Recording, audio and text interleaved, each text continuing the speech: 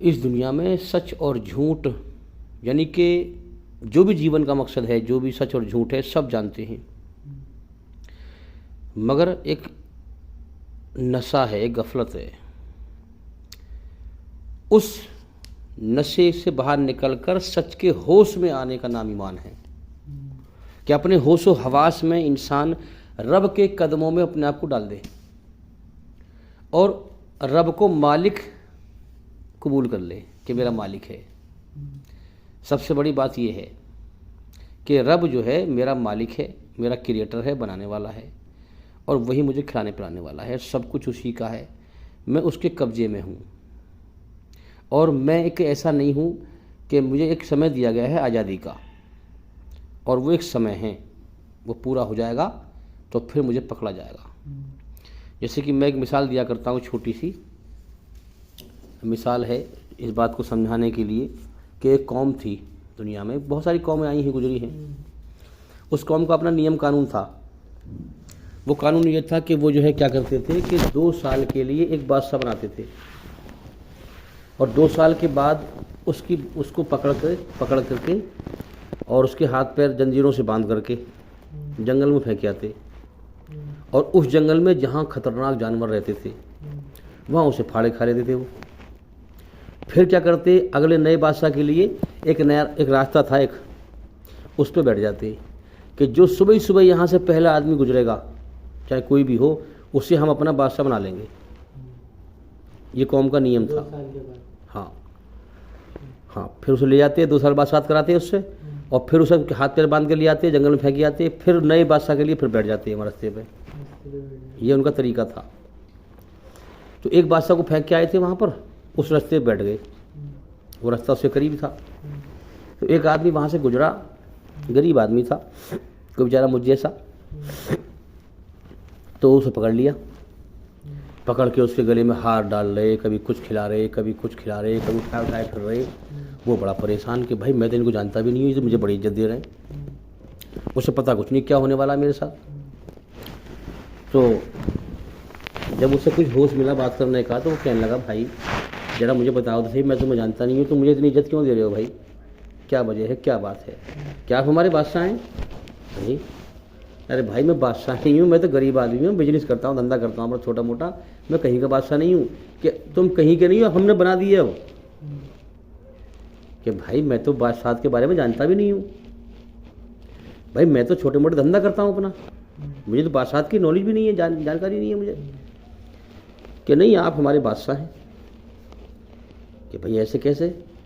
अब देखो ना, बादशाह जो पहले लोग गुजरे थे, बादशाह जो पहले गुजरे थे ना, वो यूँ ही बन जाते हैं खुशी खुशी बादशाह, वो ज़्यादा गौर भी ना करते। बादशाह की खुशी में जो है, मैंने कहा बादशाह, मैं अच्छी बात है, मैं तो गरीब परेशान था, मुझे बादशाह मिलेगी, अब बज जाएंगे, कुछ भी खाओ, कुछ भी पियो, ऐश करो, मौज करो। ये आदमी पहला था गौर किया कि भाई मैं तो भाई बादशाह बनने के लायक नहीं हूँ यार, मुझे क्यों बादशाह बना रहे हो, और फिर ऐसे क्यों है, ये क्या ज़बरदस्ती है भाई?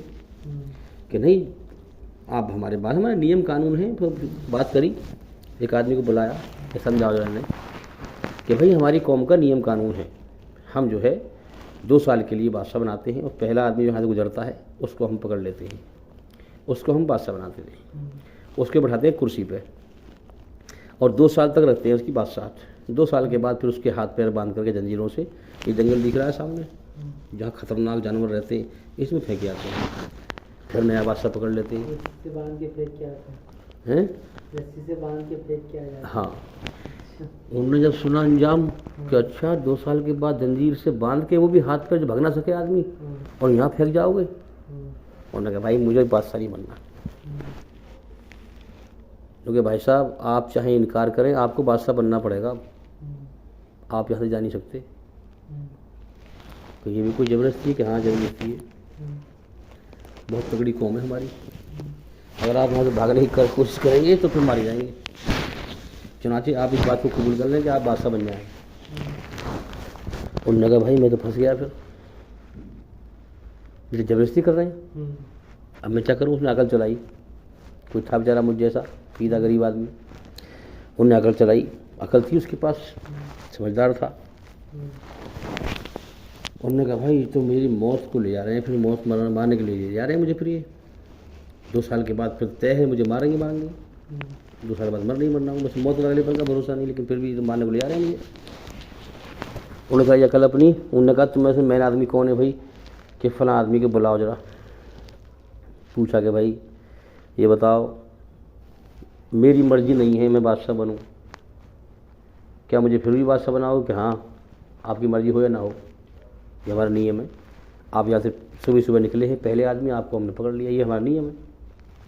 ठीक है, तो मतलब मुझे फिर यहाँ आपका बादशाह बनना पड़ेगा कि हाँ, और 2 साल के बाद मुझे यहाँ कहीं जाओ जंगल में, कि वो तो हमारा कानून है। तो इसका मतलब तो तुम मुझे मारने को ले जा रहे हो। बादशाह क्या हो गई?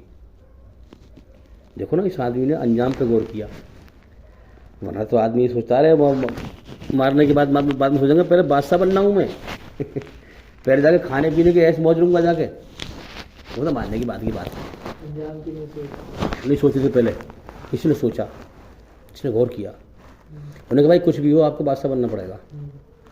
उन्होंने कहा भाई ठीक है, मैं फंस गया हूँ, तब क्या करूँ, लेकिन एक बात बताओ, तुम इतनी सारी अपनी मनमानी कर रहे हो, एक आदमी मेरी मर्जी मानोगे ना? कि हाँ बिल्कुल मानेंगे। बताइए कि ये बताओ, जब तुम मुझे कुर्सी बिठा लोगे, बादशाह बनाओगे, तो जो मैं ऑर्डर दूंगा मेरा ऑर्डर मानोगे कि नहीं? तो उसमें भी तुम्हारी गुलामी करनी पड़ेगी मुझे। जब इतना बड़ा पद दे रहे हो भाई बादशाह का हैं, जब इतना बड़ा पद मुझे दे रहे हो, तो इतनी बड़ी कुर्सी बिठा करके तुम फिर भी मुझे अपना गुलाम रखो, तो फिर काहे की बादशाह आते भाई? फिर तुम बन जाओ ना आपस में बादशाह कोई। उसने सोची कि यार ये नया आदमी है और ये पहली कह रहा मुझसे बादशाह नहीं आती, तो ये हमारे लिए ख़तरनाक ऑर्डर क्या देगा फिर ये, तो इसकी बात मान ली जाए। तो इसीलिए बनाते हैं हम, 2 साल के बाद ख़त्म कर देते हैं बादशाह को, इसलिए ताकि वो जितना पुराना होगा उतनी जुल्म करेगा हमारे ऊपर। इसलिए जब जुल्म करने के बाद कुछ उससे इल्म मिलता है, हमारी कौम के बारे में मालूम पड़ता है, तो उससे हम पहले ही ख़त्म कर देते हैं, फिर नया ले आते हैं पकड़ के। उन्होंने कहा ठीक है आपकी बात मानी जाएगी। मैंने फिर उसने कहा जवान है कि जवान के पक्के हो कि नहीं, काटोगे तो नहीं आगे चल के बात को? कि नहीं हम जवान के बहुत पक्के हैं, जो आप ऑर्डर देंगे माना जाएगा। ठीक है तो मुझे ले चलो। अब ले गए, बिठा दिया कुर्सी में ले जाके, और जय जयकार हो रही, बादशाह नए बादशाह साहब आ गए, नए बादशाह साहब आ गए। जो और बादशाह थे वो अपने खाने पीने में खुशी, बादशाह भी खुशी में मगन रहते हैं, तो अपने खाने पीने में, अय्याशियों में और उनमें जो है 2 साल बर्बाद कर देते हैं, मौत का अंजाम रखते आगे वो, जैसे आज इंसान को दुनिया में ना है। तो इसने क्या किया, ये चैन से ना बैठा, इसने पहले मौत का अंजाम आगे रखा। 2 साल इसको इतनी सी दिखाई दे रही, कहीं हालांकि हकीकत पे गौर करें, अल्लाह कहता हकीकत पे गौर करें। जो कान में जान लगे हैं ना, बच्चा पैदा होते ही क्या इशारा है, जितनी देर में जान लगी है ना, इतने से जीवन है, बस हकीकत पे गौर करना, रब को राजी करके आना दुनिया से। तो उसने जो है 2-4 दिन तो कुछ ऑर्डर दिया ना, उन्हें नया हूँ मैं भी, 2-4 दिन के बाद उसने फटाक से फिर ऑर्डर देना शुरू कर दिया कि भाई आइए मेरी बात सुनिए, मेरा ऑर्डर ये है। कि क्या ऑर्डर है साहब? तो ऑर्डर ये है कि जिस जंगल में तुम बादशाह को 2 साल के बाद फेंक के आते हो, यहाँ से सेना भेजो और वहाँ के सारे जितने जानवर हैं सबको मरवा दो। जहाँ पे फेंक के आते हो तो जहाँ पर तुम बादशाह को फेंक के आते हो, जो जानवर है वहाँ पर जो खाए जाते हैं उसको, वो सारे जानवर मरवा दो, ये मेरा ऑर्डर है। और जवान पहले ही कर रखी है ना, तो वहाँ भेजे आदमी, वहाँ सब जानवर मरवा दिए। अब फिर दूसरा ऑर्डर दिया। क्या दूसरा मेरा ऑर्डर ये है कि वहाँ पर जाकर के जितनी जंगल झाड़ियाँ हैं खतरनाक, उन सब का सफाया कर दो, चटचिल मैदान कर दो। कर दिया। और अब मेरा ऑर्डर ये है कि वहाँ पर एक यहाँ से भी बड़ा खूबसूरत महल बनाया जाए और बहुत जल्दी बनाया जाए, तेज से काम किया जाए। उन्होंने कहा ठीक है साहब, बना दिया महल। अब मेरा ऑर्डर ये, बेहतरीन सड़कें बनाई जाएं, बेहतरीन पार्क बनाए जाएं, यानी इतनी खूबसूरत जगह हो जो यहाँ से भी अच्छी हो, बना दी। और पूरी तैयारी करा दी। सब कराने के बाद अब जरा थोड़ा सुकून से बैठा। देखो ना कल कैसे चल रही है, सच पे करने वाले कौम को बेवकूफ़ बना दिया और क्या करा दिया। अब थोड़ा सा सुकून से खाना पीना अपना बेचारे ने खाया। 2 साल नहीं आ गई फिर। अब 2 साल आई तो फिर वो कौम का नियम था, तो कौम के जल्लाद थे तगड़े तगड़े, जंजीर ले लेके आ रहे बादशाह को गिरफ्तार करने के लिए। टाइम आ गया ना 2 साल का। यूँ बता मैं कि ये पहला बादशाह था जो उनको देख के हंस रहा था, वरना जो और बादशाह बनते थे ना 2 साल में अय्याशी कर अच्छे अच्छे खाने खा मगन रहते, बादशाह में अंजाम को भूल जाते, और जब जंजीर वाले जंजीर लेके आते ना तो रोन लगते फिर कि इसकी मैंने इसकी ना गौर करी। ये मुझसे बात शुरू में कही गई थी कि तुझे 2 साल के बाद फिर हाथ पैर बांध के जंगल में फेंकेंगे, भागने की कोशिश करता हो, कौन भागन दे रही है कोई। ये पहला बादशाह था जो देख के हंस रहा था उनको, जंजीर लेके जो आ रहे थे। और अरे फिर उनसे कहने लगा, अरे रुको वहीं, तुम बताओ मैं तुम्हारी तरफ आऊँगा। क्यों?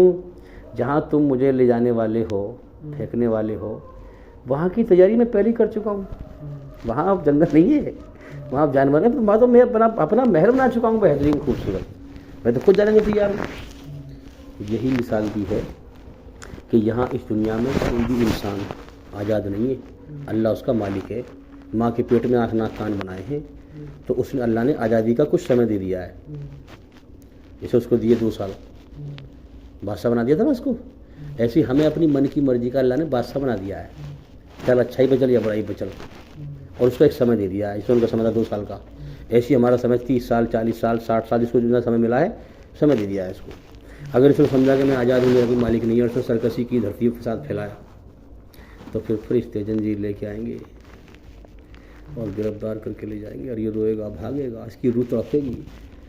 दुनिया, अरे हाय दुनिया, अरे मैंने दुनिया में बेईमानी करके इतनी ज़मीन ली थी, अरे मैंने इतने प्लॉट लिए थे, दुनिया बसी हुई थी, दुनिया के धोखे में गुम था, मरने का कभी होश नहीं आया था, लोग मरते रहे, सोच रहा है मौत ही नहीं करी है, मेरे लिए थोड़ी है कोई मौत, जिनको आई वही मरे, मैं क्यों मरूंगा, मैं तो दुनिया में हमेशा रहूँगा।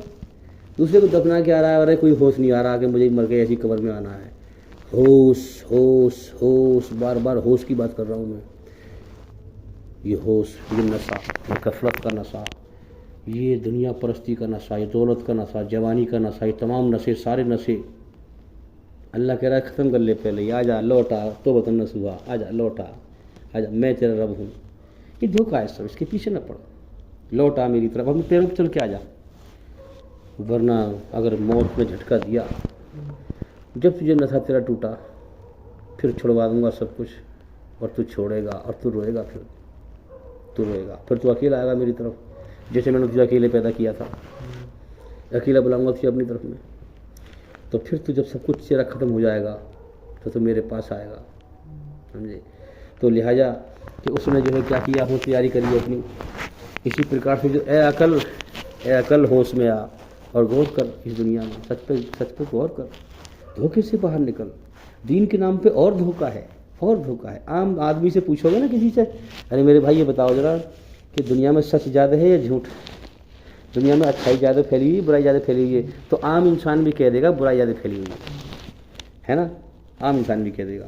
अब इसमें एक चीज़ पे गौर करें कि जब दुनिया में आम बुराई फैली हुई है, तो कसम खुदा की अल्लाह के दीन के नाम पे और ज़्यादा बुराई फैली हुई है, अल्लाह के दीन के नाम पे और ज़्यादा झूठ फैला हुआ है। लिहाजा चाहिए, अल्लाह दिखता नहीं, मौत के बाद की ज़िंदगी दिखती नहीं, जो चीज़ दिखती नहीं है उसमें और ज़्यादा गौर करने की ज़रूरत है। उसमें तो अकल की सारी ताकत लगाकर भी उससे ज़्यादा ताकत लगाओ, उसकी ज़रूरत है हमें। अगर हमने गौर ना किया, ध्यान ना दिया, तो हम इस अकली धोखा खाने वाले हैं। तो इस ए आदमी, इस दुनिया की जून जितनी दुनिया ने जो लपेट रखा है ना, चारों तरफ से घेर रखा है, इसके दायरे से बाहर निकल जा, इस दुनिया से अपने आप को अलग कर ले, रब का पहले ही बन जाए, इससे पहले तो लौटे उसकी तरफ बन जा, अगर तू कामयाब होना चाहता है। तो उसने 2 साल में क्या किया, अंजाम को आगे रखा। हाँ, आज अंजाम मेरे सामने है, ये बदबख्त ये खाने के चटकारे में क्या लूँगा।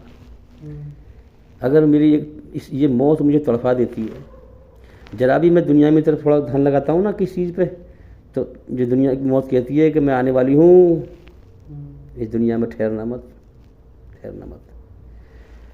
मौत एक ऐसी चीज़ है, ये मुझे बेचैन करती है। अगर ये ना आती, मौत ना आती, तो मैं दुनिया में खूब धड़ल्ले से मज़े करता, खूब मज़े करता।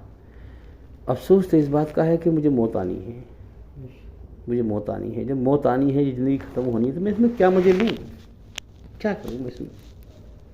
अंजाम अंजाम मैं अपनी आँखों से देखता हूँ, गड्ढा खोदते हैं। ये होश की बात कर रहा हूँ, अब यहाँ लोग बेहोश है, जिसको होश आ चुका। अभी मैं दफनाने गया था कब्रिस्तान, देखा गड्ढा खुद रहा है, सब काम हो रहे हैं। गड्ढे में उसने लेटाया, काबे की तरफ मुंह करा, तख्तों से पाटा। कितना खतरनाक अंजाम है। जिसको होश में ले आया अल्लाह ताला, वो क्या दुनिया के मज़े लेगा। मनो मट्टी लाद दी उसके ऊपर से। कल को आज इसका नंबर है, कल मेरा भी नंबर है। सब मौत की लाइन में लगे हैं। कट्टी घर होता है, भैंस जहाँ कटती हैं वहाँ भैंसें लाइन में लगी रहती हैं। उनको दिखता रहता है, अरे अभी ये कटी है, फिर इसका नंबर है, फिर मेरा भी नंबर आने वाला है। अरे बदबख्त इंसान, सब मौत की लाइन में लगे हैं तो दुनिया परस्ती में लीन है, तुझे मरने का बिल्कुल होश नहीं है। तो मैंने उन लोगों से कहा वहीं कब्र पे खड़ा होकर कि मेरे भाई, सबकी आँख खुल रही है, ये दिख रहा है अंजाम, अपनी आँख से देखा, कराया सारा काम। कान भी सबके खुले, मिचना रहे, आँख तो ना मिचनी किसी की, सबको दिख रहा है। आज इसका नंबर है, कल हमारा नंबर है। होश में आके इंसान बन जाओ और डरो उस रब से जिसकी तरफ लौटना है। तो यकसू होकर रुजू हो उसकी तरफ। रुजू का लफ्ज़ यही आता है, तो वतन नसूहा, पलटा मेरी तरफ। रुजू, जो रुजू होगा अल्लाह की तरफ। रुजू का मतलब है सारी दुनिया से ध्यान कट कर रब से लग जाए ध्यान, तब रब को कोई पाएगा। ये बड़ा इम्तिहान का बड़ा सख्त मरहला बनाया है अल्लाह ने। इसमें 100 में से 98% फेल हो रहे हैं और 2% केवल पास हो रहे हैं, बाकी सब को शैतान खा गया। तो ये मसला है कि हम हम क्या कर रहे हैं उसको चेकिंग करें। मैं इस बात को रोया करता था, रोता था मैं, या अल्लाह, मैं जैसे मैं पहचान ना हूँ अपनी तेरी दी हुई अकल से, तेरी दी हुई समझ से कि मेरा तू मालिक है। न मैंने कुछ देखा, ना तेने कुछ दिखाया, लेकिन अकल तो मेरी बढ़ रही है आगे। मैं सच को समझ रहा हूँ, मैं ये पहचान लिया है मैंने, तू मालिक है मेरा, मैं बिना मालिक के दुनिया में ज़्यादा नहीं हूँ। अब तू है, मुझे दिखता नहीं है मगर है, ये तय है। ये सच पे चल के ऐसे दिल में ठोका मैंने सच। ये बात हकीकतें हैं जमजाब, मालिक है। क्यों है मालिक? बहुत सारी दलीलें हैं। मैं तो नहीं चाहता मुझे बीमारी आए, वो भेज देता, मैं रोक नहीं सकता। अच्छा, फिर एक चीज़ और, मेरी ताकत से ज़्यादा मुझे वजन नहीं डालता, मेरी ताकत से ज़्यादा मुझे वजन नहीं डालता। अगर ऑटोमेटिक सिस्टम होता तो ऑटोमेटिक होता ना, कभी किसी पर ढप उसे वजन डाल दे तो मर जाएगा। वैसे कैसी बड़ी कुदरत है, अंदर ऐसा नहीं है कहीं आगे ठोक देगा। रब कायनात को बड़े हिकमत से चला रहा है, बड़े हिकमत से चला रहा है। गन्ने में इतनी ताकत नहीं जमीन मीठा कर दे, जमीन में इतनी ताकत नहीं गन्ने को मीठा कर दे, है कि नहीं? जमीन में इतनी ताकत नहीं, आम के पेड़ में इतनी ताकत नहीं आम को मीठा कर दे। ये कोई है जो हिकमत से चला रहा है इस कायनात को। कोई है जिसने मेरे यहाँ बाल नहीं बनाए, ये यहाँ बाल नहीं बनाए। कोई है जिसने मेरे हाथ इधर से सपाट मजबूत रखे हैं काम करने के लिए, इधर से नाजुक रखे हैं, क्योंकि उसे पता है कि इधर से काम करेगा। ये चलने के लिए पैर यहाँ से मजबूत रखी है खाल, और यहाँ से नरम किए। इतना आसान नहीं। कोई है। मैंने माँ के पेट में खुद नहीं बनाया अपने आप को, मुझे किसी ने बनाया। मेरे माँ बाप भी कुछ मखा जाए, न माँ ने बनाया, मुझे जरिया है सिर्फ कि कोई है जिसने बनाया। तो तय किया कि मेरा मालिक तो है। अब मेरा मालिक है, अब वो चाहता क्या है, उसने क्यों पैदा किया है, जीवन का समय क्यों दिया है, मुझसे चाहता क्या है, बिना मतलब के पैदा नहीं किया, मकसद है कि अब इसकी छानबीन करना, खोजबीन करना, समझना। और फिर इसी को तो कह रहा हूँ मैं, जो बेचैनी जिसके अंदर पैदा हो और प्यास हो अल्लाह की, उसमें फिर अल्लाह की तरफ दौड़े। और दुनिया को समझ जाए दुश्मन है मेरी, समझ जाए कि ये औलाद की मोहब्बत, बीवी की मोहब्बत, हाँ, ये सब धोखा है। अब देखो ना, पहले तो अल्लाह ताला माँ बाप के दिल में औलाद की मोहब्बत पैदा करता है कमज़ोर अवस्था में, ताकि उसकी परवरिश हो सके। कमज़ोर अवस्था में उसकी परवरिश हो सके। जैसे जैसे बच्चा बड़ा होता रहेगा उसकी मोहब्बत घटती रहेगी। फिर ये कुदरत से कानून है। फिर उसके बाद में बच्चे को भी माँ बाप की मोहब्बत होती है। और फिर जो है जब बच्चा बड़ा हो जाता है, जवान हो जाता है, फिर उसकी शादी कर देती है। शादी करने के बाद जो माँ बाप से मोहब्बत थी वो तकसीम हो जाती है, फिर बँट जाती है। बीवी से मोहब्बत हो जाती है और फिर जो बच्चा पैदा होता है उससे और ज़्यादा मोहब्बत हो जाती है। ठीक है, तो वो मोहब्बत तकसीम हो गई। अब माँ बाप की मोहब्बत फीकी पड़ जाती है अब इस पोजीशन में। ये कुदरत की तरफ से, अल्लाह की तरफ से ये फीकी पड़ गई। अब इस फीकी मोहब्बत में और बीवी बच्चों की मोहब्बत ज़्यादा हो गई या माँ बाप की मोहब्बत फीकी हुई जिन्होंने पाला पोसा मेहनत की। तो अब अल्लाह कहता है अगर तेरे माँ बाप तेरी मौजूदगी में दोनों या दोनों में से एक बुढ़ापे को पहुँच जाए, यानी जहाँ मोहब्बत कम कर दी माँ बाप से, अब बुढ़ापे में अब टेस्ट ले रहा है, अब हुक्म दे रहा है, मालिक है वो कि तेरे माँ बाप तेरी मौजूदगी में दोनों या दोनों में से एक बुढ़ापे को पहुंच जाएं, उनसे उफ ना करना, उनसे झलक के बात ना करना। और उन्होंने तेरी परवरिश, वो दरिया है तेरी परवरिश का, है ना। और उनके लिए दुआ करना कि यार अब जैसे इन्होंने बचपन में मेरी परवरिश की ऐसे तू भी उनकी फरमा, मुझे भी तौफीक अता फरमा। तो इस पोजीशन में कहता है जब उनकी मोहब्बत फीकी हो गई कि अब करता है कि नहीं करता, नफ्स को मारता है कि नहीं मारता मेरे आगे। तो ये सारा मामला अकड़ और नरमी का है, अकड़ने और झुकने का है। अगर मैं 1,00,000 गलती करूं और अल्लाह के सामने झुक जाऊं, अल्लाह तभी माफ़ कर देगा। समझना, बात बड़ी गहरी बात है। और मैं एक गलती करूं उस पर अड़ जाऊं, अकड़ जाऊं, अल्लाह तबाह कर देगा। सारा मामला झुकने और अकड़ने का है। झुकने, इसी बेस पे दुनिया बनाई है अल्लाह ने, यही तो रचना रखी है हमारे अंदर। अकड़ जा या झुक जा, नरमी दिखा गर्मी दिखा, दोनों में से पसंद कर कौन सा रास्ता करेगा। या तो सरासर मोम हो जा या सख्त हो जा। तो अब इसमें से दोनों रास्ते में से चुन ले कौन सा रास्ता चुनना है। तो जो चुनेगा उसका अंजाम फिर मेरे पास तैयार है, जो मैंने तैयार कर रखा है। अकड़ने का अंजाम जहन्नुम की आग है, झुकने का अंजाम जन्नत का नायाब जीवन है। तो ये चीज़ है समझने के लिए कि हम कुछ तो गौर करें कि हम कर क्या रहे हैं। मैं तो अब भी देखो ना, सब कुछ करने के बाद भी जब तक अल्लाह की मोहब्बत ना पाली चैन से ना बैठा। और इसके लिए अल्लाह की मोहब्बत पाने के लिए मैंने क्या बताया अभी, जो सिरात मुस्तकीम है वो बाल से ज़्यादा बारीक, तलवार की धार से ज़्यादा तेज है रास्ता। यही है, यही दुनिया में ही, इसी को समझना है। यहाँ मैंने समझाया था कि जो है जैसे मिलाने वाले के सामने मुर्दा हो जाता है बेबस, जैसे हाथ करेगा वैसे हो जाएगा, जैसे गर्दन करेंगे ऐसे हो जाएगी। ऐसे अल्लाह के सामने हो जाओ, समर्पित कर दो अपने आप को, जो तू चलाएगा मैं वैसे ही चलूँगा, तब तो उस रास्ते को पा सकते हैं जो सिरात मुस्तकीम है, जो बाल से ज़्यादा बारीक है, तलवार की धार से ज़्यादा तेज है। फिर यही रास्ता क़यामत के दिन जहन्नुम के ऊपर पुल बन जाएगा। अब जो दुनिया में इस रास्ते पर चलकर, सिरात मुस्तकीम इसी रास्ते पर चलकर जिसने अल्लाह की मर्जी पर चला, ये सारे फ़िरक़ों से रास्ता हटा हुआ है, ये भी समझ लें आप। जो इस रास्ते को पहचान करके अल्लाह की प्यास में और उसको समझते हुए अल्लाह को राज़ी कर कर और ईमान का मज़ा ही चख लिया, वो तो वहाँ पार कर जाएगा उस पुल को। यही पुल बन जाएगा ना वहाँ पे, वो तो वहाँ पार कर जाएगा।